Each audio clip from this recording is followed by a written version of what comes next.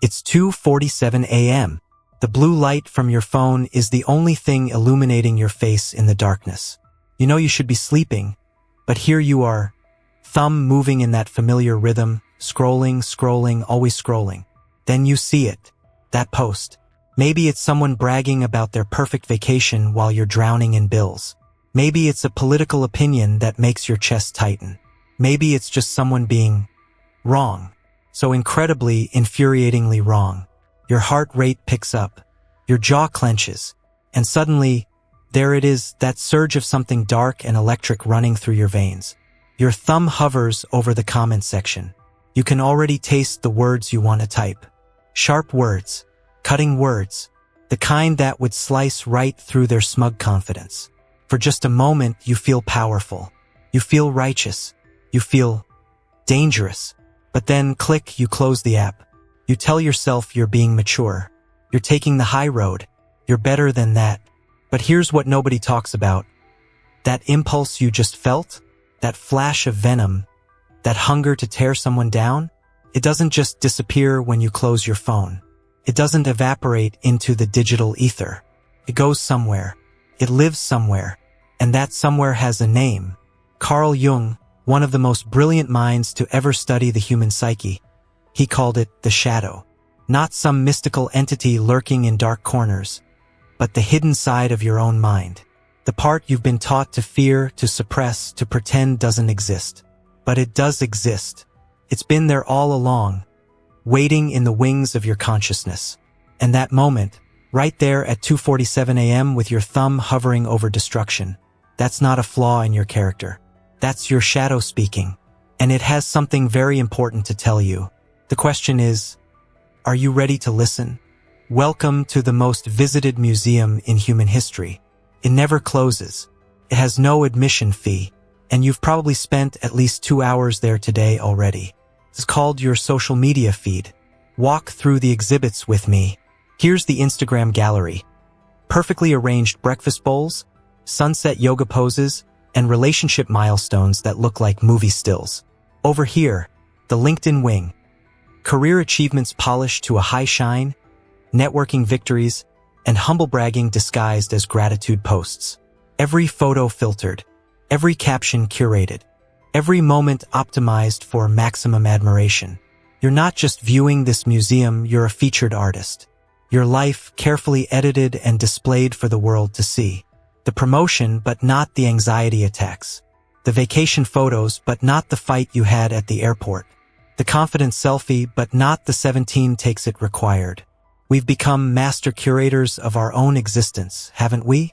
We track our steps, optimize our sleep, measure our mood. Everything quantified, everything analyzed, everything improved.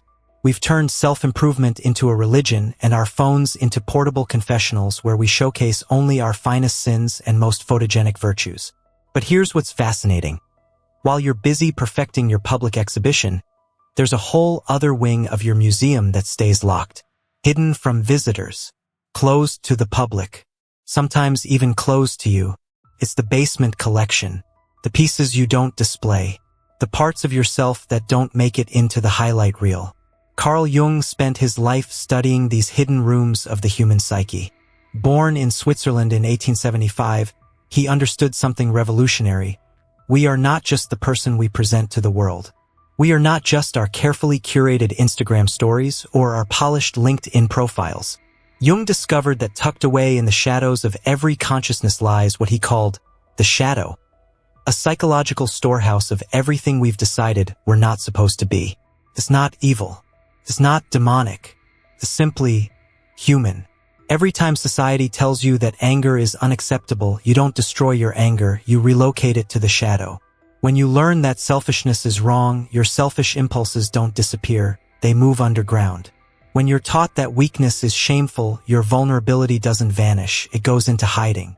The shadow becomes the anti-museum, the place where all the rejected, unwanted, socially unacceptable parts of you are stored, cataloged, and forgotten. But here's the thing about museums, even hidden ones. The collection keeps growing. Every day, every interaction, every moment you bite your tongue or swallow your pride or suppress that flash of irritation, You're making another donation to the shadow collection. And unlike your public museum, the shadow never closes. It never stops expanding. And it's never truly forgotten. Right now, while you're perfecting your next post, while you're optimizing your image, your shadow is down there in the basement, growing stronger, collecting ammunition, waiting for its moment to speak. The question isn't whether you have a shadow collection. The question is, when was the last time you visited it? Let me take you back to where it all began. Not to some dramatic moment of trauma, but to something far more ordinary, far more universal. You're 5 years old, and you're angry. Maybe your brother took your toy. Maybe your mom said no to ice cream. The rage rises up in you like a small volcanic eruption. Pure, honest, unfiltered emotion. But then comes the voice. Good girls don't get angry like that. Or big boys don't cry. Or stop being so dramatic. Or simply that look that tells you what you're feeling is wrong, is too much, is unacceptable. So what do you do with that anger? Where does it go? You don't have the words yet to explain that emotions aren't choices. You don't understand that feelings are just information. All you know is that this part of you, this angry, upset, inconvenient part, is not welcome here. So you do what every child does. You learn to hide it, not just from others, from yourself. This is how your shadow is born, not in darkness, but in daylight. Not from evil, but from love. Parents, teachers, society, they're not trying to harm you. They're trying to civilize you, to help you function in a world that has rules, expectations, social contracts. The process is as old as humanity itself. Every culture has its version of children should be seen and not heard. Every society has its list of acceptable emotions and behaviors. And every child learns, bit by bit, to split themselves in two. The part that's allowed and the part that must be hidden. You learn that curiosity about certain topics gets you in trouble, so that curiosity goes underground. You discover that being too competitive makes others uncomfortable, so that drive gets buried. You find out that asking for attention is needy, so that longing for connection retreats into the shadows. Year by year, experience by experience, you become the architect of your own hidden basement. Every time someone, anyone, communicates that a part of you is unacceptable, you don't destroy that part. You can't. It's energy, and energy doesn't disappear. You just relocate it into the shadow. But here's what makes this process so insidious. You become so good at the hiding that you forget you're hiding anything at all. You genuinely start to believe that you don't possess the qualities you've banished. You're not angry, you're just passionate. You're not selfish, you're just focused. You're not manipulative, you're just persuasive. The child who was told that sadness was weakness grows into an adult who doesn't cry. The girl who learned that anger was unladylike becomes a woman who doesn't get mad, just disappointed. The boy who was shamed for being sensitive transforms into a man who's just not emotional. And all the while, down in the basement of consciousness, the shadow collection grows. All those rejected emotions, impulses, and aspects of self, they don't wither away. They ferment. They intensify. They wait. Jung understood that this process isn't entirely wrong. Civilization literally depends on it. We can't have everyone acting on every impulse. Children need to learn boundaries, social skills, emotional regulation. But, and this is crucial, we've gone too far. We've become so efficient at creating shadows that we've forgotten they exist. We've become so skilled at rejecting parts of ourselves that we've lost touch with our own wholeness. The 5-year-old who got angry, that anger didn't disappear when you learned to suppress it. It's still there, still 5 years old, still waiting to be acknowledged. And it's been joined by every other emotion, impulse, and aspect of self you've rejected over the years. Your shadow isn't just what you've hidden from the world. It's what you've hidden from yourself. And it's been waiting, patient as a photograph, for you to remember it exists. The question is, are you ready to meet the child you left behind? You know, that person who drives you absolutely insane? The one whose very existence makes your skin crawl? The colleague who's obviously fake? The neighbor who always plays the victim? The politician who embodies everything wrong with the world? Hold that person in your mind for a moment. Feel that familiar surge of disgust, that righteous indignation. Notice how certain you are about their flaws, how clearly you can see their motivations, how obvious their dysfunction is to you. Now here's what's about to blow your mind. You're not seeing them at all. You're seeing yourself.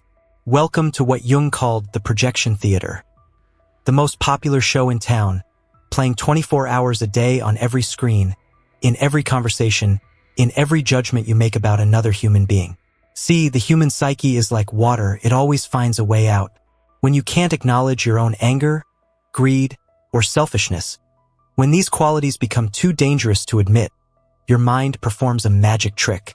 It takes these unacceptable aspects and throws them onto other people like shadows on a wall. That friend who always makes everything about herself. She might be reflecting your own unacknowledged narcissism. The boss who never takes responsibility, he could be mirroring your own tendency to blame others. That person on social media who just wants attention, they might be showing you your own hidden hunger for validation. The most triggering people in your life aren't random. They're not accidents. They're messengers, carrying parts of your shadow that you refuse to see. And nowhere is this more obvious than online.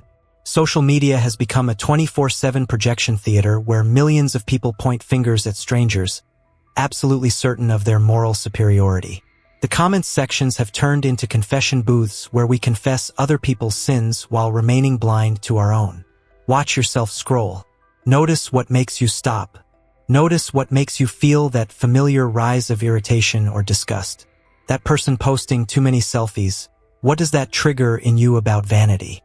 That influencer showing off their wealth, what does that awaken in you about materialism?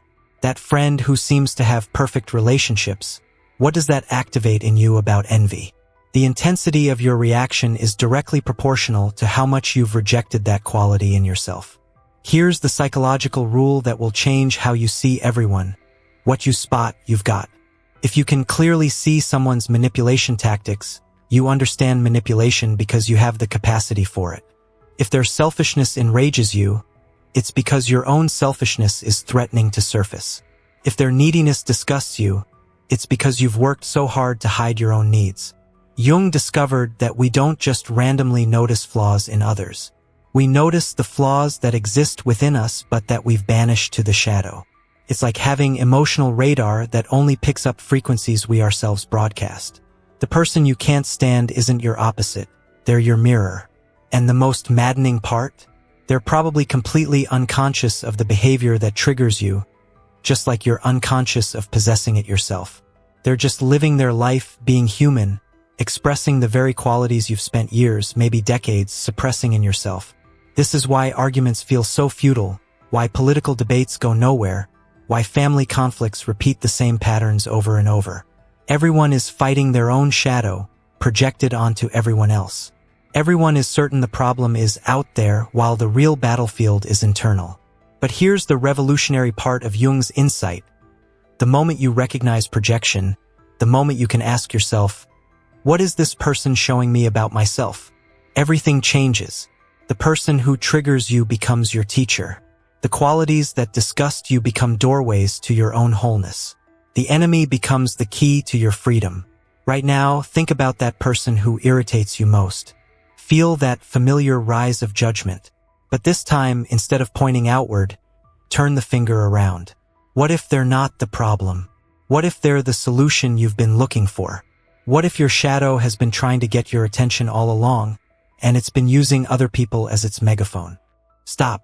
Before you start spiraling into shame about all the ways you've been projecting, before you begin cataloging every flaw you've been blind to, before you conclude that this shadow business means you're secretly a terrible person, let me tell you the most beautiful part of Jung's discovery. Integrating your shadow doesn't make you worse. It makes you whole. Think about the people you genuinely admire. Not the Instagram perfect ones. Not the motivational speakers with their gleaming teeth and empty platitudes, but the people with real depth, real presence, real magnetic pull. They're not the ones who've eliminated their darkness. They're the ones who've learned to dance with it. Consider Johnny Cash. The man in black didn't hide from his demons, his addiction, his rage, his capacity for destruction.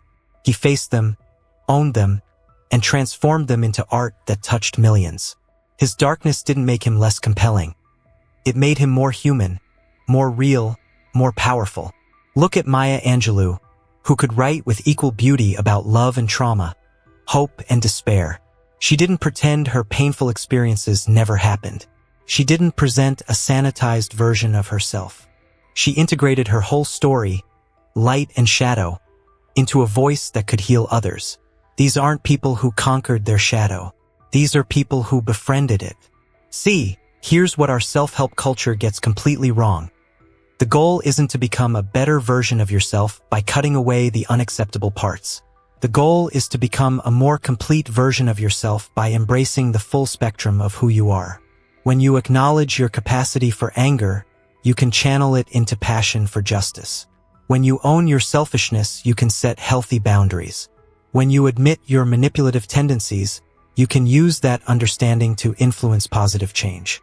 When you recognize your victim mentality, you can transform it into compassion for others who struggle. Your shadow isn't your enemy. It's unused energy. It's potential that's been mislabeled and misfiled. Think about it. Every quality that exists in your shadow also exists in successful, admired people. The difference is consciousness. They're not unconsciously driven by these forces. They're consciously directing them. Aggression becomes assertiveness. Selfishness becomes self-care. Manipulation becomes leadership. Victim energy becomes advocacy. Arrogance becomes confidence. It's the same energy, just consciously integrated instead of unconsciously suppressed. And here's where it gets really interesting. When you stop fighting half of who you are, you free up enormous amounts of energy. Energy that was previously spent on suppression, on maintaining your false image, on judging others, on internal conflict.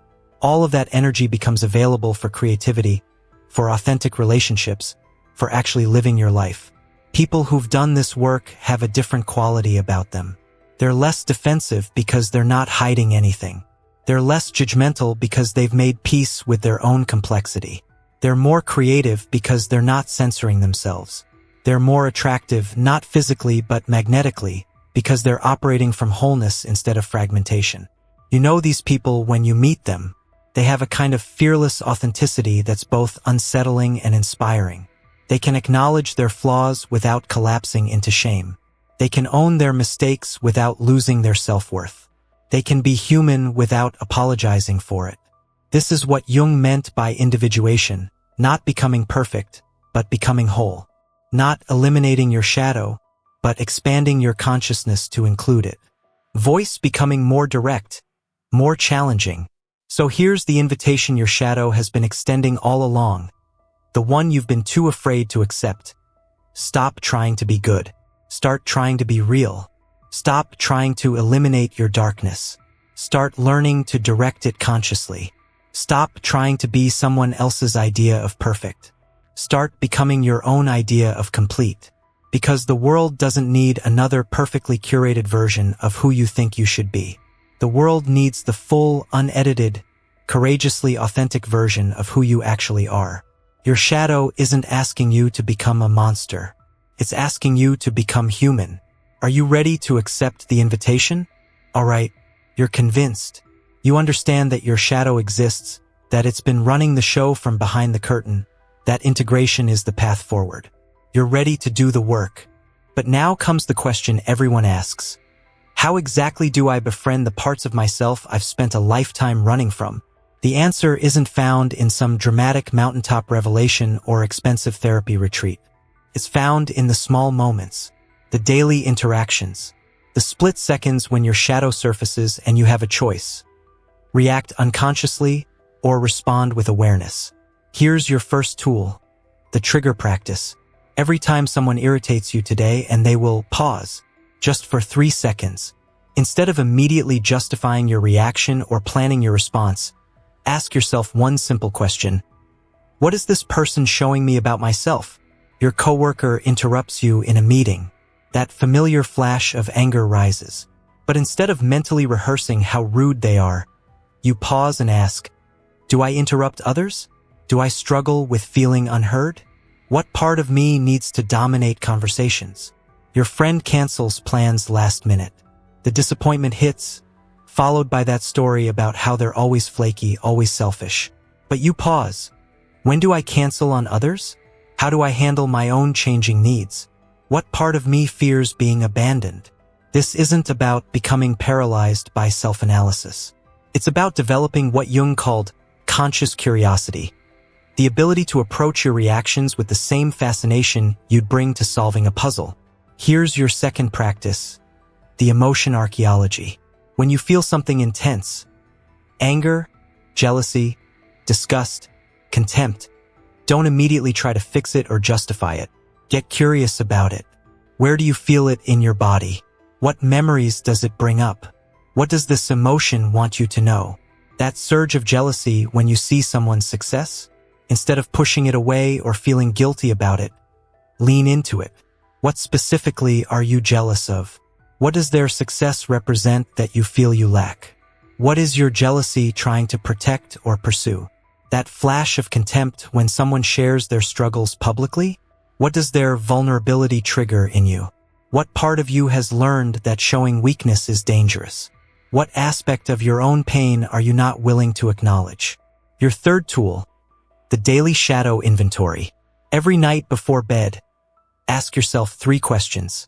What quality did I judge in someone else today? When did I feel superior or righteous today? What emotion did I try to avoid or suppress today? Write down the answers. Don't analyze them.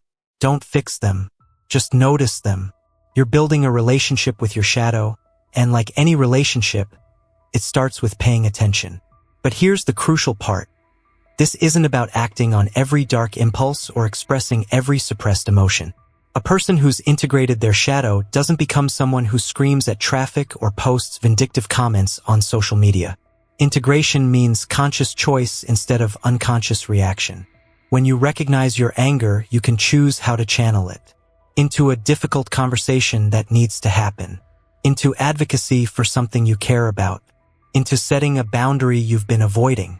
When you acknowledge your selfishness, you can choose when to honor it and when to transcend it.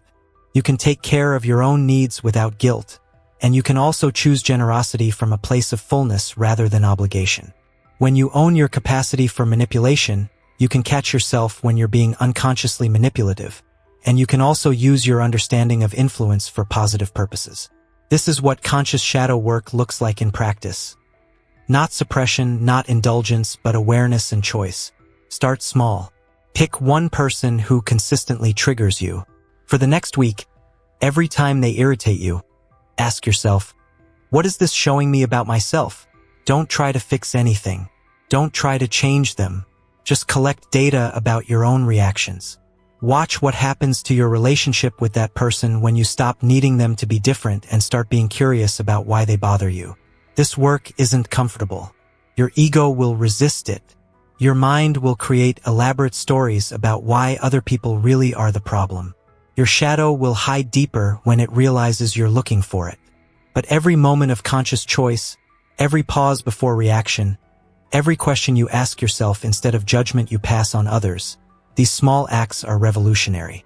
They're how you reclaim the energy you've been spending on unconscious projection. They're how you transform triggers into teachers. They're how you turn your greatest irritations into your most powerful tools for growth. Your shadow has been waiting your entire life for you to get curious about it instead of afraid of it. Today is the day you start the conversation. Here's the paradox that Jung spent his entire career trying to help humanity understand. You cannot become who you're meant to be by rejecting half of who you are. We live in a culture obsessed with improvement, optimization, enhancement. We treat ourselves like projects to be completed, problems to be solved, rough drafts to be perfected. We approach our flaws like weeds to be pulled, our darkness like stains to be bleached away. But Jung discovered something that turns our entire self-improvement industry on its head. The path to wholeness doesn't run through perfection. It runs through integration. When you stop fighting your shadow and start incorporating it, something magical happens. Something that defies logic and challenges everything you've been taught about personal growth. You don't become darker. You become more luminous. You don't become more selfish. You become more genuinely generous. You don't become more manipulative. You become more authentically influential. It's like a person who's been holding their breath for decades finally learning to breathe. All that energy that was going into suppression, into maintaining the false image, into internal warfare, suddenly it's available for living. Think about someone you know who radiates authentic presence. They're not perfect people. In fact, they're often quite open about their imperfections. But there's something about them that draws you in, something magnetic and real. What you're sensing is integration. What you're attracted to is wholeness. These people have made peace with their complexity. They can acknowledge their selfishness without being consumed by shame. They can own their anger without being enslaved by it. They can admit their fears without being paralyzed by them. And this creates a kind of fearless authenticity that changes everything around them. In relationships, they stop needing others to be different because they've stopped needing themselves to be different. They can see their partner's flaws without needing to fix them because they've learned to see their own flaws without needing to hide them. Love becomes possible because pretending becomes unnecessary. In creativity, they stop censoring themselves because they're no longer at war with themselves. The voice that says, "You can't say that," or "people will think you're weird," loses its power when you've made friends with the weird, controversial, unacceptable parts of yourself. Art flows from wholeness, not from the sanitized fragments we think are acceptable. In leadership, they become more effective not because they're more perfect, but because they're more real. People trust leaders who've done their own inner work, who can acknowledge their mistakes without collapsing, who can be human without being weak. But here's the deepest paradox of all. The moment you stop trying to be good, you become capable of genuine goodness. When you acknowledge your capacity for selfishness, your generosity becomes a choice rather than a compulsion. When you own your manipulative tendencies, your service becomes authentic rather than strategic. When you admit your anger, your compassion becomes powerful rather than passive. Jung called this process holding the tension of opposites. Instead of choosing between light and dark, instead of trying to eliminate the unacceptable parts, you learn to contain both. You become spacious enough to hold your full humanity without being overwhelmed by it. This is what Jung meant when he talked about the transcendent function, not transcending your humanity, but transcending the need to reject parts of it. And in our current culture, this becomes a radical act. In a world that profits from your insecurities, that sells you solutions to problems you didn't know you had, that insists you're broken and needs fixing, choosing to embrace your wholeness is rebellion. In a society that demands you choose sides, that insists you're either good or bad, victim or perpetrator, right or wrong, refusing to split yourself in half becomes an act of courage. When everyone around you is projecting their shadows onto political opponents, when social media rewards moral superiority and punishes vulnerability, when authenticity has been turned into a brand, showing up as your complete, complex, contradictory self becomes revolutionary. But here's what happens when you do this work. When you stop running from your shadow and start running with it, you realize that everything you've been seeking outside yourself, acceptance, love, approval, peace, was always available inside yourself. You stop needing the world to validate you because you've learned to validate yourself. You stop needing others to see you as good because you've learned to see yourself as whole. You stop needing to be right because you've learned to be real. And paradoxically, this is when you become most capable of serving others.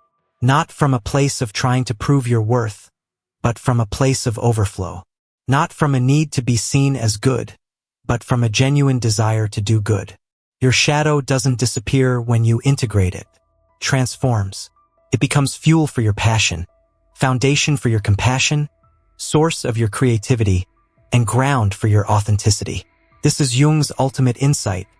You are not broken and in need of fixing. You are whole and in need of remembering.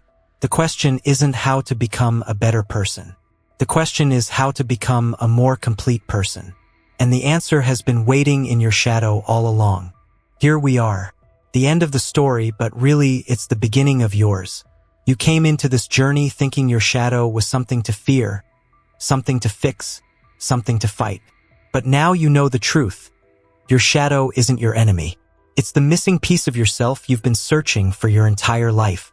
Tonight, when you're alone with your thoughts, when the day's performance ends and the mask comes off, when you don't reach for your phone. Don't scroll away from the discomfort. Don't distract yourself from what's rising up inside you. Sit with it. Breathe with it. Welcome home the parts of yourself you've kept in exile. Because here's what I need you to understand. In a world full of perfectly curated personas, in a culture that rewards emotional fragmentation, in a society that insists you choose between being good or being real, your integrated wholeness becomes your superpower. When everyone else is hiding their complexity, your authenticity cuts through the noise. When everyone else is projecting their shadows onto others, your self-awareness becomes magnetic. When everyone else is performing their worthiness, your genuine humanity becomes irresistible. This isn't about becoming a perfect person. This is about becoming a complete person. This is about showing up to your life with all of you present. The light and the dark, the noble and the petty, the generous and the selfish, the strong and the vulnerable. You contain multitudes. You always have. The only question is whether you're brave enough to claim them. Your anger? It's not a character flaw. It's passion waiting to be directed toward justice. Your selfishness? It's not moral failure. It's self-preservation that can teach you healthy boundaries. Your jealousy? It's not weakness. It's your inner compass pointing toward what you truly desire. Your manipulation? It's not evil. It's influence that can be channeled toward positive change. Your victim energy? It's not pathetic. It's empathy that can heal others who struggle. Every quality you've rejected, every impulse you've suppressed, every aspect of yourself you've labeled as unacceptable. It's all been waiting for you to recognize its gift. But here's the thing. This recognition requires courage. The courage to look in the mirror and see not just who you think you should be, but who you actually are. The courage to stop performing worthiness and start embodying authenticity. The courage to disappoint people who are invested in your false image. The courage to be disliked for being real rather than loved for being fake. This is not easy work. Your ego will resist it. Society will question it. Others might not understand it. But your soul has been waiting for this moment your entire life. Remember where we started? That late night moment with your phone, that flash of darkness you felt? That wasn't a bug in your programming.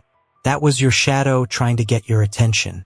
That was the part of you that's been banished to the basement finally finding a way to knock on the ceiling. It's been trying to tell you something. It's been trying to show you something. It's been trying to give you something. Your shadow is not your shame. It's your wholeness. It's not your weakness. It's your power waiting to be claimed. It's not your enemy. It's your ally dressed as your adversary. And it's been waiting, patient as stone, for you to stop running from it and start running toward it. So tonight, when you're alone with the fullness of who you are, ask yourself the question that changes everything. What if I stopped trying to be good and started trying to be whole? What if I stopped hiding from my complexity and started celebrating it? What if I stopped being afraid of my shadow and started being curious about its gifts? Your shadow has been calling to you your entire life. Through every person who triggers you, through every emotion you suppress, through every quality you judge in others, through every moment you feel like you're not enough, like you're broken, like you need fixing. It's been whispering the same message over and over. You are already complete. You just forgot. Jung spent his life trying to wake people up to this truth, that the gold we're seeking isn't in some distant land. It's not in the next achievement, the next relationship, the next version of ourselves we think we need to become. It's here. It's now. It's in the very place we've been afraid to look. Your shadow isn't asking you to become someone else. It's asking you to remember who you've always been underneath all the performing, all the hiding, all the pretending. It's asking you to come home to yourself. All of yourself. The question isn't whether you have a shadow. You do. The question isn't whether it has something to offer you. It does. The question is this. Are you finally ready to stop running from the most powerful parts of yourself? Are you brave enough to be complete? Are you courageous enough to meet it? Your shadow is waiting. It's been waiting your whole life. The only question left is, what are you going to do about it?